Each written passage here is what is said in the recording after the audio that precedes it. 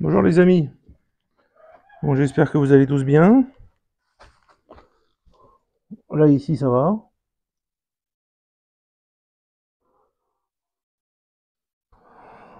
Celui que ça fait 2 jours que j'en voyais que deux et puis le troisième il est réapparu, là. Je sais pas où il était.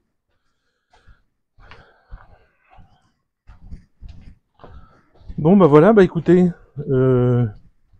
malgré les nombreuses insultes que j'ai reçues dans les commentaires, parce que je vous demandais de vous abonner, de mettre le pouce ou d'envoyer des dons pour les femmes et les mères des soldats.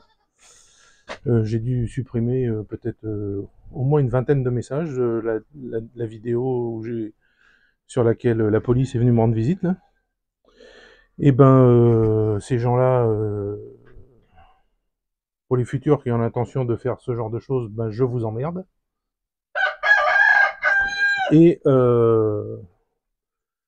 donc, abonnez-vous, mettez un pouce, un commentaire, et si vous pouvez aider les femmes et les mères des soldats, n'hésitez pas. Suite à mon dernier appel, j'ai eu quelques dons qui sont arrivés. Pas énormes, mais quand même, c'est le principe.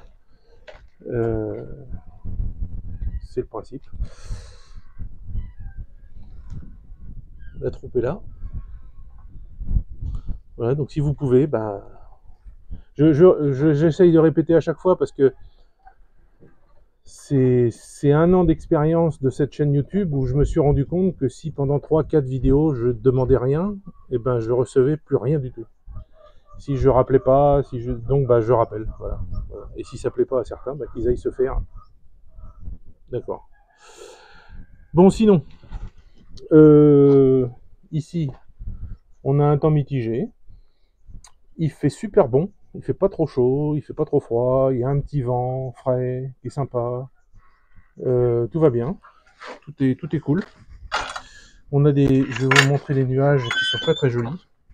Très beaux nuages. Voilà. Donc pas d'orage, pas de pluie. Alors il y a celui-là, là, qui est pas très beau là-haut, là, mais bon, c'est pas. Ça va-t-il les monstres? Hein? Ah lui il a peur de moi, je sais pas pourquoi, depuis quelques jours, là, quand j'arrive il s'en va. Le bouc. Je ne sais pas pourquoi. Les patates poussent.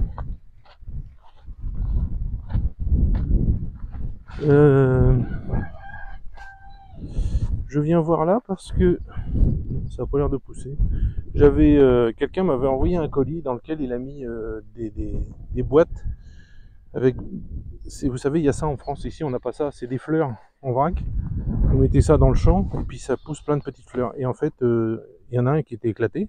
Et le fond du carton, je l'ai jeté là devant. Là, et il n'y a rien qui a poussé. Je sais pas. Ça a peut-être été bouffé par les piafs. J'en sais rien. Non, vous voyez, ça pousse le champ.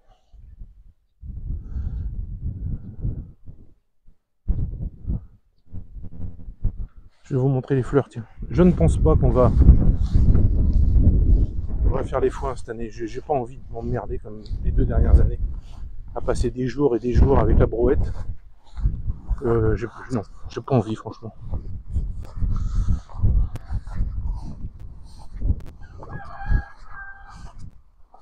Si j'avais un tracteur avec tout ce qu'il faut, ouais. Mais à la brouette, non. C'est vraiment la galère. Bon voilà, donc les fleurs des champs, c'est celle-là. Et des sortes de marguerites. Là. Et des petites fleurs violettes qui sont très jolies. Alors vous voyez les fleurs que je vous montre là, je vous en ai déjà parlé. C'est à peu près ce qu'il y a dans les forêts. Le sol des forêts, c'est à peu près ça.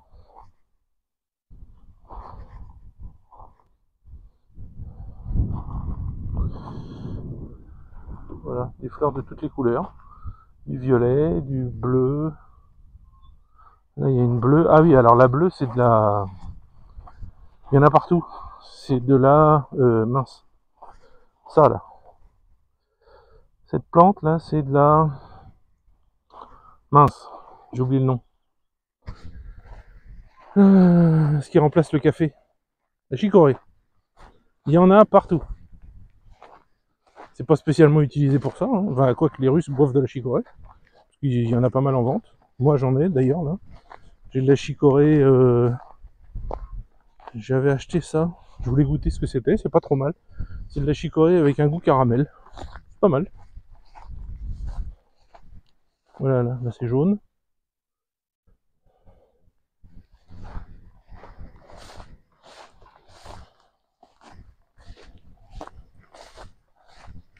Voilà.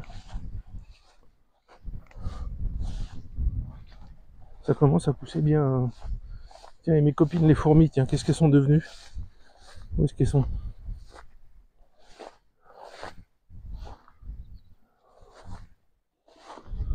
Mince, je trouve pas. Avec ces hauteurs d'herbe là. Ah voilà. Ah bah oui, ça a pris de la taille. Hein. Ouais. Il n'y a pas grand monde dehors là. Mais elles ont fait quand même un beau truc. Alors ça doit être assez impressionnant en dessous, les galeries. Ça m'a toujours passionné les fourmis. J'ai vu qu'ils vendaient des... Je vais pas faire ça, mais j'ai vu qu'ils vendaient des sortes d'aquariums là plat, avec des galeries déjà faites, et puis il faut trouver une reine, la mettre dedans. Bof quoi. Alors, comment ça va-t-il les biquettes? Ah, où tu vas? Hein, Belena?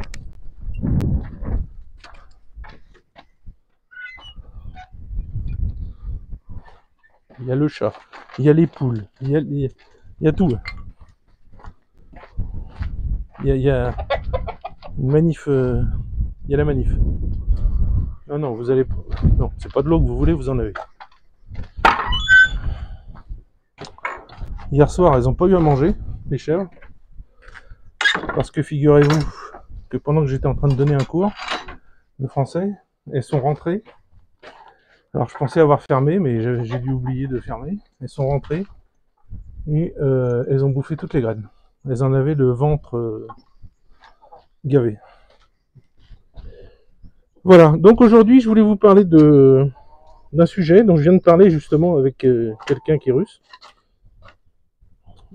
Par Skype, non, c'est pas Skype, c'est WhatsApp, je crois, en vidéo, qui se reconnaîtra, parce que je lui ai dit que j'allais faire cette vidéo, du coup. Coucou. Et elle va la regarder, puisqu'elle parle français.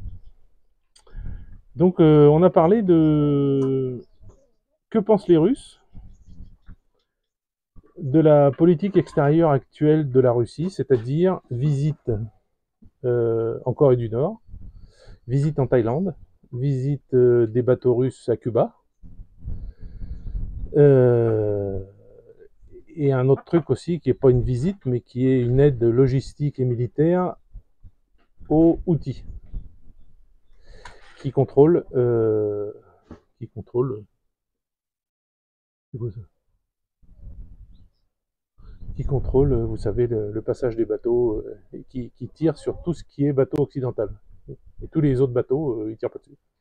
Les Turcs, les Russes, les Chinois, tout ça, ils tirent pas. Mais par contre, dès que c'est américain, anglais, tout ça, bah ils passent plus parce qu'ils se font tirer dessus.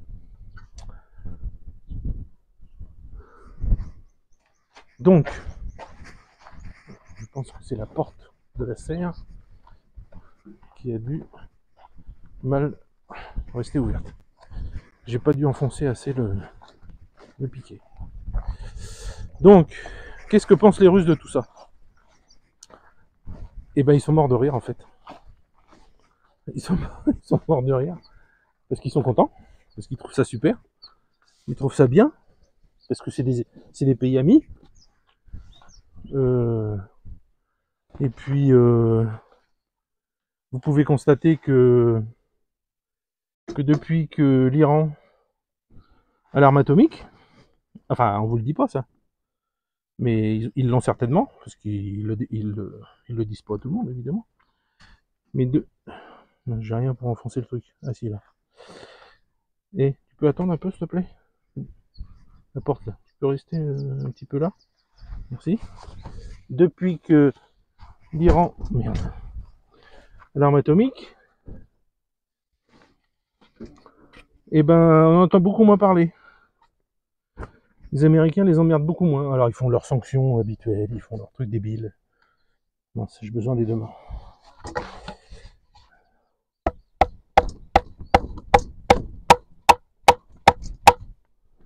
Ah, ça suffit? Ah, ça suffit. Oui, j'ai mis un petit peu des trucs à l'intérieur pour éviter les mauvaises herbes. Les tomates, elles poussent à une vitesse en 3 jours, là. Avec l'eau qui est tombée, l'humidité, tout ça, ça a poussé super vite. Et quand les tomates arriveront, ça sera tout en même temps, sur une période de 15 jours, quoi. On va être gavé de tomates. Des tonnes de tomates.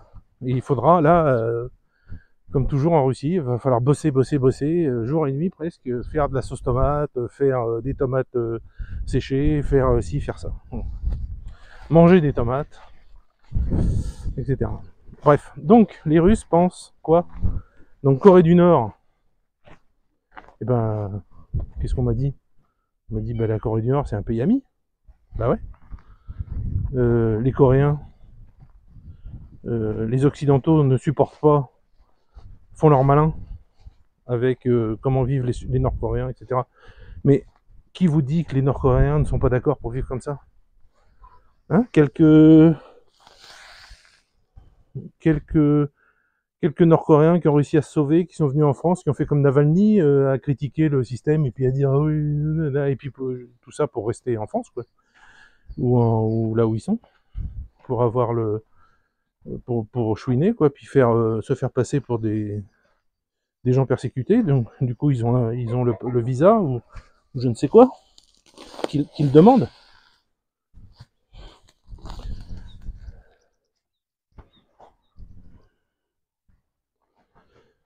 Bref, donc ça, très bonne chose. Les bateaux à Cuba, qu'est-ce qu'il y a dedans? C'est ça la question. Qu'est-ce qu'il y a dans les bateaux qui sont arrivés à Cuba? Des missiles? De l'armement? De la nourriture? Je suis sûr qu'il y a un peu de tout. Peut-être même des pièces détachées pour les vieilles bagnoles russes qui sont là-bas. Mais en tout cas, ça emmerde bien les Américains. Ça, c'est bien. Les champions du monde de j'emmerde les autres, eh ben, ils commencent à être un peu emmerdés. Mais c'est ça qui leur manque aux Américains, en fait. Ce qui leur manque, c'est la sensation qu'ils n'ont jamais que leur pays est envahi par une puissance étrangère. C'est ça c'est pour ça qu'ils s'en foutent de tout, parce qu'ils se pensent comme sur une île, puisque le Canada et les Américains, c'est un continent presque. Hein. L'Amérique du Sud, ça compte pas presque, puisque qu'est-ce qu'il fasse. Mais c'est comme une île, quoi. Donc pour venir chez eux, c'est un peu comme l'Angleterre, quoi. Il leur manque cette sensation. Je pense qu'il les calmerait grandement d'une éventuelle invasion de leur continent. Mais là, pour ça, il faudrait que tous les pays où les Américains ont tué des millions de gens, c'est-à-dire l'Irak, le Vietnam, la Chine, la Russie, l'Irak, l'Iran, la Syrie, la Libye, et d'autres, des pays africains, etc., que tous ces gens mettent en place une armada énorme, et puis aillent tous nettoyer les États-Unis, quoi. Et puis faire avec eux la même chose qu'ils voulaient faire avec la France, c'est-à-dire faire le débarquement en Normandie, et puis arriver avec, en mettant des instances américaines, de l'argent américain, enfin tout pour remplacer tout ce qui était français, pour prendre la France, en fait. Heureusement qu'il y avait le général de Gaulle. Il y a un pivert, je ne sais pas si vous l'entendez. Bref. Donc la Corée du Nord, bon ben, les images. Alors c'est là que vous comprenez la différence entre un vrai chef d'État. Il y a du vent. Vous allez me dire que vous n'entendez rien encore, malgré la foufoune. La différence entre un chef d'État, un diplomate et les kékés qu'on a en France, c'est regarder regardez cet énorme moment de Poutine qui prend le volant de sa voiture Taurus, qui est sa voiture présidentielle, et qui emmène le président nord-coréen à côté de lui, parce qu'il sait que c'est comme un gamin, l'autre. Il sait qu'il est jeune, il sait qu'il adore ces trucs-là, et l'autre, il est tout fou, quoi. Il est avec le président le plus puissant du monde, dans sa voiture. Bah, vous imaginez ce qu'il doit ressentir, c'est super, quoi. Donc, c'est diplomatiquement super bien joué. Vraiment super, super bien joué. Est-ce que vous imaginez séjourner, faire ce genre de truc? Qu'est-ce qu'il va faire? Il aurait voulu emmener un président étranger à la Gay Pride, peut-être? Sur le char du ministère des Affaires étrangères, ou je sais pas. Le char, je parle pas de char guerrier, hein, je parle du char avec des fleurs, et des danseuses, enfin des danseurs, avec Birgit. Bref. Cuba, tout le monde dit bravo, tout le monde rigole, tout le monde dit que bah super, quoi. Vu ce qu'ils font en face, c'est la moindre des choses qu'on fasse ce genre de truc. Le Vietnam, bah pareil, ancien pays communiste, pays qui a beaucoup été aidé par les Russes pendant la guerre du Vietnam. Il y a beaucoup de MiG-17 qui étaient pilotés par des Russes. Ça, maintenant on peut le dire, je pense. Pour essayer de défendre les Vietnamiens qui voulaient leur indépendance.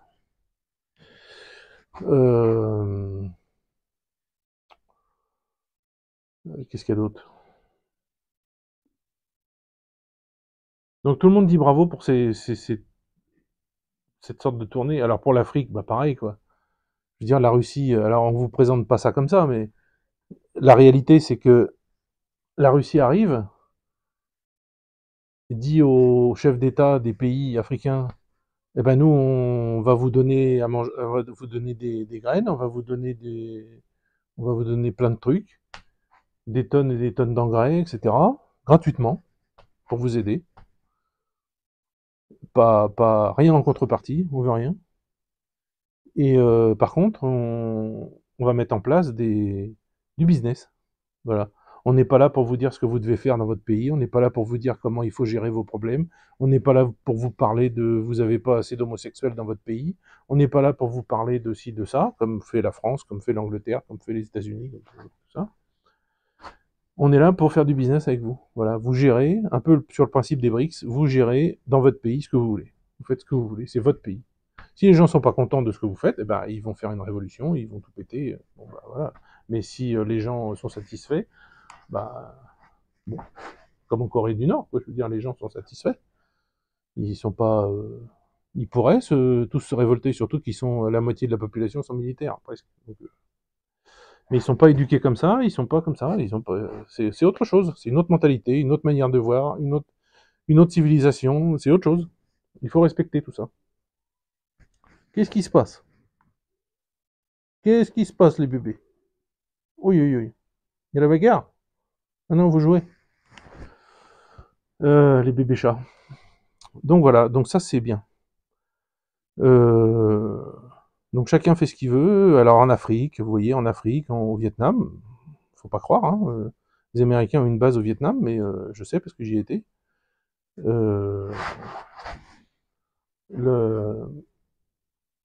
Les Américains ont une base au Vietnam, et les Russes ben, sont amis avec les Vietnamiens, évidemment, depuis très longtemps. Et là, la coopération est renforcée. La Corée du Nord, alors ça, bon, ben, vous pouvez être certain que... Alors, vous avez vu que il y a eu un temps où les Coréens faisaient des essais de tir de missiles euh, tactiques et stratégiques, et puis ça marchait pas, ça tombait à la flotte et tout. Et puis, ben, en 6 mois, maintenant, ça marche très bien. C'est incroyable d'aller voir un ingénieur de je sais pas quel pays, ou qui a été leur expliquer comment il fallait faire. Voilà. Et il serait question qu'ils aient aussi des missiles supersoniques. Parce qu'on leur a dit comment il fallait faire aussi. Bah oui, hein. Et oui, les gars.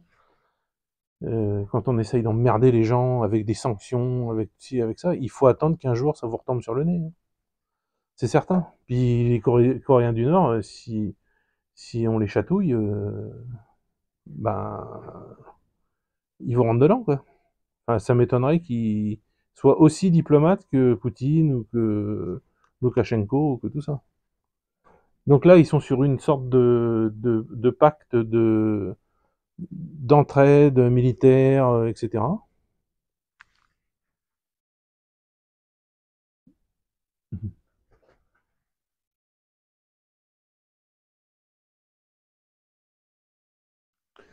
Et qu'est-ce que ça va donner?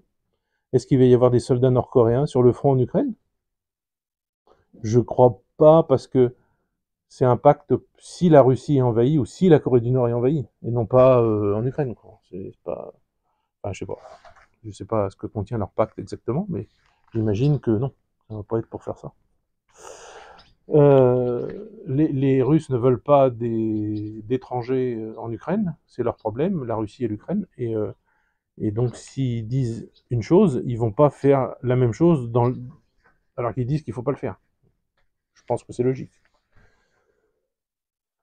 J'ai entendu des gros mensonges, alors des énormes mensonges, je sais plus où, comme quoi les étudiants africains qui étaient en Russie, on les obligeait à s'engager dans l'armée russe et à aller se battre en Ukraine, etc. C'est faux, archi faux, complètement faux.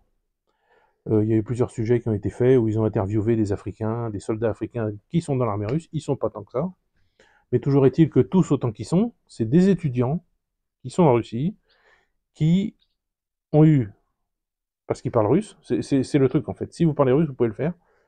Qui se sont engagés dans l'armée russe comme volontaires, comme les Russes, même chose. Et dans un an, ils auront droit au passeport russe. Bon, les moustiques, ça suffit, hein. Et les hirondelles, là, vous pourriez pas les bouffer, les moustiques, là, hein, au lieu de voler, là. Donc voilà, voilà de ce côté-là. Ensuite, alors un sujet dont on a déjà entendu parler aussi, c'est le mari à Macron, Bibit. Alors figurez-vous que euh, Bibit, il a déposé plainte contre 2 journalistes françaises parce que elles ont dit dans un journal ou un livre, elles ont parlé de ces histoires que Madame Macron, ça serait Monsieur Macron. Eh ben, logiquement, si ça passe devant un juge, comment le juge peut juger les 2 journalistes si il ne fait pas faire un examen médical par un médecin qui désignera lui-même euh, de Madame Bibit, savoir s'il y a un asticot ou pas entre les guibolles. Voilà. Comment peuvent être jugés ces 2 journalistes? Comment peuvent être jugés ça arrête pas de couper, mais je vais changer de téléphone bientôt là parce que il y a un problème avec le bouton qui est cassé et ça doit venir de là. Et je peux pas le changer ici, personne n'a les pièces, enfin bon, c'est pas possible ici. Euh, donc comment peut-on juger ces 2 journalistes si le juge ne sait pas si elles mentent ou pas? Et pour savoir si elles mentent ou pas, il faut faire un examen médical. Je suis désolé. Donc, là, on sera fixé. Mais comme je disais tout à l'heure, j'ai dit tout à l'heure à la personne avec qui je parlais, on s'en fout en fait que ça soit un mec et une nana. Ce qui est grave, c'est qu'une femme de 40 balais, enfin je sais pas quel âge elle avait, j'en sais rien, je m'en fous, enfin une femme largement de plus de 35 ans ou de 40 ans, 35 ans, et pervertit un jeune de 14 ans.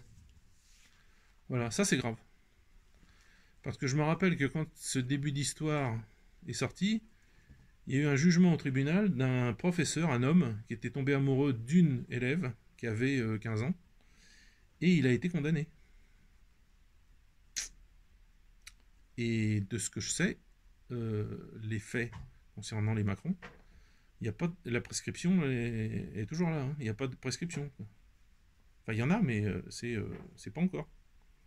Donc ça devrait passer devant un juge. Parce que non, on va pas me dire qu'un gosse de 14 ans perverti par une adulte comme ça, il est normal après. Hein. On va pas me dire qu'il n'est pas sous influence. On va pas me dire qu'il n'est pas. Ça doit être sa déesse. Enfin, il doit l'avoir. Enfin, je veux dire, depuis qu'il a 14 ans. Enfin bref, vous avez compris ce que je voulais dire. Ça n'arrête pas de couper, ça me gave. Bon, enfin voilà. Donc voilà, je voulais vous dire ça. Donc, ce que les Russes pensaient de tout ça. Ils sont contents, ils trouvent ça bien. Le principe de réciprocité, en fait, hein, puisque l'Occident veut absolument aider l'Ukraine avec des centaines de milliards d'armes, de machins pour, euh, pour tuer les soldats russes, parce que la Russie est entrée en Ukraine, parce que l'Occident, c'est des menteurs, c'est des gens sans honneur qui signent des pactes, des documents et qui les respectent pas le lendemain. Bon, il n'y a pas de raison que la Russie fasse pas pareil, je pense. Je trouve ça normal. Dans n'importe quelle situation, vous feriez la même chose. Si quelqu'un vous fait du mal, si vous pouvez lui en faire juste derrière. Alors, je vais pas trop parler parce que moi j'ai un énorme défaut, c'est que je suis énormément rancunier. Quand quelqu'un me fait du mal, ou à ma famille, ou tout ça, je le lâcherai jamais. Je le lâche pas. Jamais.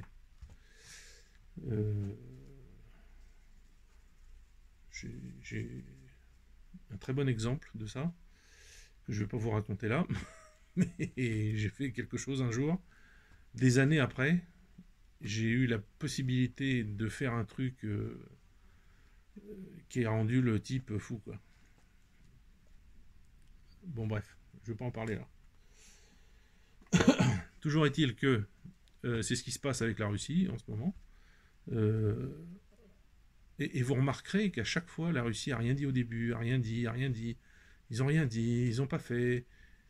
Et puis d'un coup, ils font, et là, l'Occident, ah mais comment ça? Mais pourquoi vous faites ça? Mais c'est pas normal. Mais comment ça, c'est pas normal? Bien sûr que c'est normal. C'est comme ça? Qu'est-ce que c'est que ce cirque? Enfin, c'est fou, quoi. Bon, bref. Tiens, je vais vous montrer un truc qui sera les travaux, peut-être, des petits travaux, peut-être cet hiver, peut-être l'année prochaine, je sais pas, quand j'aurai des sous. Voilà, vous voyez, ici, on a une zone, on a une petite zone, là, qui est bas de plafond, avec une petite fenêtre, voilà, c'est fermé, puis, ben, là, comme la porte est condamnée, maintenant, vu qu'il y a la salle de bain derrière, voilà, et ils voulaient démonter tout ça, Elena aussi, et j'ai dit non, on laisse ça. Alors, le bazar qu'il y a, c'est ce qui était dans la pièce avant, donc, bon, ça ira ailleurs. Et je voudrais faire une petite chambre toute mimi, genre princesse, pour ma petite fille. Voilà, vous voyez, c'est pas très grand, c'est pas très haut de plafond. Il y a de quoi mettre un lit, il y a de quoi mettre une petite table, une petite armoire pour elle. Hein, elle viendra, elle vient pas vivre là, hein, elle viendra de temps en temps, une semaine par-ci, une semaine par-là. Mais voilà, lui faire sa petite chambre, quoi. Pour elle. Voilà. Bon, bah écoutez, je vais vous laisser. Il y en a une qui a faim. Tiens, si la personne voit la vidéo qui avait fait un cadeau à Elena cet hiver, les skis, ils sont là. Vous voyez? Et ça, c'est une pelle pour le four russe, pour aller chercher le pain au fond. Comme chez les boulangers, en fait. Et voilà, et je continue. Et ça, c'est les plaques en métal pour le four russe aussi, pour mettre les gâteaux, pour mettre tout ça, qu'on met au fond, et puis on ramène après avec les outils spéciaux qui sont là, avec des bouts en métal pour tirer, avec une sorte de crochet, etc. Voilà, ici, il n'y a rien eu qui a été fait depuis qu'on a acheté la maison, donc pour l'instant, c'est en stand-by, on ne peut pas tout faire, hein. C'est pas possible. Donc voilà, donc je vous laisse, et puis je vous souhaite la bonne journée. Et la vidéo que j'ai faite pour la visite de Kazan, pour venir en vacances à Kazan, je me suis rendu compte effectivement que le son n'était pas terrible. Donc si vous avez des questions, et ben venez, si vraiment ça vous intéresse, hein, si c'est que de la curiosité, bon, hein, vous êtes gentil. Mais si ça vous intéresse vraiment, venez me poser des questions. Sous la vidéo, il y a l'adresse Telegram où il faut m'écrire. Donc si ça vous intéresse vraiment, et ben venez m'écrire. Pour l'instant, j'ai peut-être 2 personnes intéressées. On ira jusqu'à 5 peut-être, 5 personnes, couple, enfin 5 groupes, quoi. Pas groupe, mais 5 personnes ou couple. Voilà. Après, ça sera trop compliqué pour les loger, pour tout ça. Bon, et ben, bon, évidemment, au moment où je finis la vidéo, ça coupe.